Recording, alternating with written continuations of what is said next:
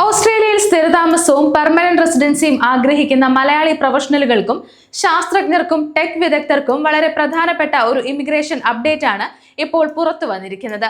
Australian സർക്കാർ sub class 858 national innovation visa അഥവാ NIV അപേക്ഷകൾ പരിഗണിക്കുന്നതിന് പുതിയ 5 തലത്തിലുള്ള മുൻഗണനാ സംവിധാനം കൊണ്ടുവന്നിരിക്കുകയാണ്. മുൻപുണ്ടായിരുന്ന ഗ്ലോബൽ ടാലന്റ് വിസയ്ക്ക് പകരമായാണ് നാഷണൽ ഇന്നൊവേഷൻ വിസ അവതരിപ്പിച്ചിരിക്കുന്നത്. ലോകതലത്തിൽ മികച്ച കഴിവും നേട്ടങ്ങളും തെളിയിച്ച ആളുകൾക്ക് ഓസ്ട്രേലിയൻ പെർമനന്റ് റെസിഡൻസിയിലേക്ക് എത്താനുള്ള പ്രധാന വഴികളിലൊന്നാണ് ഈ വിസ. പ്രധാനപ്പെട്ട കാര്യം എന്തെന്നാൽ ഈ വിസയ്ക്ക് സാധാരണ പോയിന്റ് അടിസ്ഥാനത്തിലുള്ള സംവിധാനം ഇല്ല. എന്നാൽ അപേക്ഷകർക്ക് സ്വന്തം മേഖലയിൽ അസാധാരണമായ നേട്ടങ്ങൾ ഉണ്ടായിരിക്കണം. ഇനി പുതിയ 5 പ്രയോറിറ്റി വിഭാഗങ്ങൾ എന്തൊക്കെയാണെന്ന് നോക്കാം. ആദ്യത്തേത് പ്രയോറിറ്റി 1 ആണ്, ഏറ്റവും ഉയർന്ന മുൻഗണന. ലോകത്തിൽ വലിയ അംഗീകാരം നേടിയ വ്യക്തികളാണ് ഈ വിഭാഗത്തിൽ വരുന്നത്.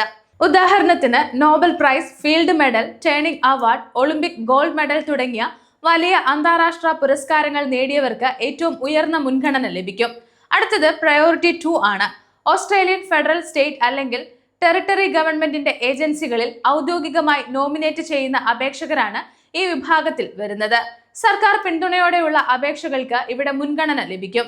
ഇനി മലയാളി ടെക് പ്രൊഫഷണലുകൾക്കും ഗവേഷകർക്കും പ്രത്യേകിച്ച് ശ്രദ്ധിക്കേണ്ടത് പ്രയോറിറ്റി 3 ആണ്. ഓസ്ട്രേലിയയിൽ മുൻഗണന നൽകുന്ന ചില പ്രധാന മേഖലകളിൽ മികച്ച നേട്ടങ്ങൾ കൈവരിച്ചവരാണ് ഈ വിഭാഗത്തിൽ വരുന്നത്. അതിൽ artificial intelligence, critical technologies, semiconductors, quantum technologies, renewable and low emission technologies, health industries തുടങ്ങിയ മേഖലകൾ ഉൾപ്പെടുന്നു. അതായത് ഈ മേഖലയിൽ അന്താരാഷ്ട്ര തലത്തിൽ അംഗീകാരം നേടിയിട്ടുള്ള മലയാളി പ്രൊഫഷണലുകൾക്ക് നാഷണൽ ഇന്നൊവേഷൻ വിസ വഴി അവസരം തേടാം. അടുത്തത് പ്രയോറിറ്റി 4 ആണ്. ഇവിടെ Tier 2 പ്രയോറിറ്റി സെക്ടേഴ്സിൽ മികച്ച നേട്ടങ്ങൾ കൈവരിച്ച പ്രൊഫഷണലുകളാണ് ഉൾപ്പെടുന്നത്. Agri foods and agritech, defence and space, education, financial service and fintech, infrastructure and transport, resources തുടങ്ങിയ മേഖലകളിലാണ് ഇത് പ്രധാനമായും ഉൾപ്പെടുത്തിയിരിക്കുന്നത്. ഇവയിൽ ഒന്നിലും ഉൾപ്പെടാത്ത മറ്റു യോഗ്യരായ അപേക്ഷകരെ പ്രയോറിറ്റി 5 വിഭാഗത്തിൽ പരിഗണിക്കും. എന്നാൽ ഇവിടെ ഒരു കാര്യം പ്രത്യേകം മനസ്സിലാക്കണം. ഒരു വ്യക്തി AI ടെക്നോളജി, ഹെൽത്ത് തുടങ്ങിയ പ്രയോറിറ്റി മേഖലയിൽ ജോലി ചെയ്യുന്നു എന്നതുകൊണ്ട് മാത്രം നാഷണൽ ഇന്നൊവേഷൻ വിസ ലഭിക്കില്ല.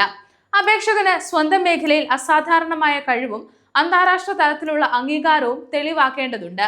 ഉദാഹരണത്തിന് അന്താരാഷ്ട്ര ഗവേഷണ ഗ്രാന്റുകൾ, മികച്ച ഗവേഷണ പ്രസിദ്ധീകരണങ്ങൾ, പേറ്റന്റുകൾ, അന്താരാഷ്ട്ര കോൺഫറൻസുകളിലെ പ്രധാന പ്രസംഗങ്ങൾ, ഉയർന്ന ശമ്പളമുള്ള വിദഗ്ധ സ്ഥാനങ്ങൾ തുടങ്ങിയ നേട്ടങ്ങൾ അപേക്ഷയ്ക്ക് സഹായകമായേക്കാം.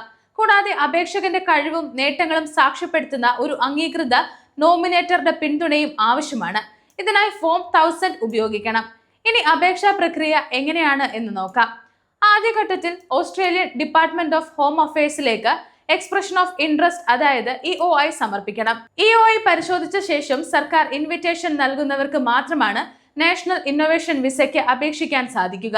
ഇൻവിറ്റേഷൻ ലഭിച്ചാൽ നിശ്ചിത സമയപരിധിക്കുള്ളിൽ സാധാരണയായി 60 ദിവസത്തിനുള്ളിൽ വിസ അപേക്ഷ സമർപ്പിക്കണം.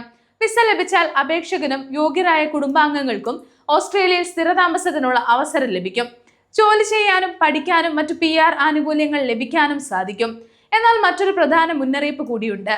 നാഷണൽ ഇന്നൊവേഷൻ വിസ പോലെയുള്ള വിസകളുമായി ബന്ധപ്പെട്ട് വ്യാജ ഏജന്റുമാരുടെ വാഗ്ദാനങ്ങളിൽ വീഴരുത്.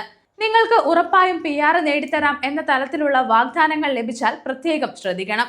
യോഗ്യത, അപേക്ഷാ നടപടികൾ, നിലവിലെ നിയമങ്ങൾ എന്നിവ ഓസ്ട്രേലിയൻ ഡിപ്പാർട്ട്മെന്റ് ഓഫ് ഹോം അഫയേഴ്സിന്റെ ഔദ്യോഗിക വിവരങ്ങൾ പരിശോധിച്ച ശേഷം മാത്രമേ തീരുമാനിക്കാവൂ. ആവശ്യമെങ്കിൽ രജിസ്റ്റർ ചെയ്ത മൈഗ്രേഷൻ പ്രൊഫഷണലുടെ സഹായവും തേടാം.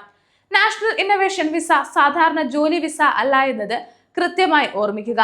സ്വന്തം മേഖലയിൽ അസാധാരണമായ കഴിവും ശക്തമായ അന്താരാഷ്ട്ര റെക്കോർഡുമുള്ള പ്രൊഫഷണലുകൾക്ക് ഓസ്ട്രേലിയയിൽ PR ലക്ഷ്യമിടാൻ കഴിയുന്ന ഒരു പ്രധാന വഴി മാത്രമാണിത്. ഓസ്ട്രേലിയൻ ഇമിഗ്രേഷനിലെ ഏറ്റവും പുതിയ വാർത്തകളും അപ്ഡേറ്റുകളും അറിയാൻ ഗ്ലോബൽ സമയം സബ്സ്ക്രൈബ് ചെയ്യുക. ഒപ്പം നിങ്ങളുടെ അഭിപ്രായങ്ങളും സംശയങ്ങളും താഴെ കമന്റ് ബോക്സിൽ രേഖപ്പെടുത്തുക.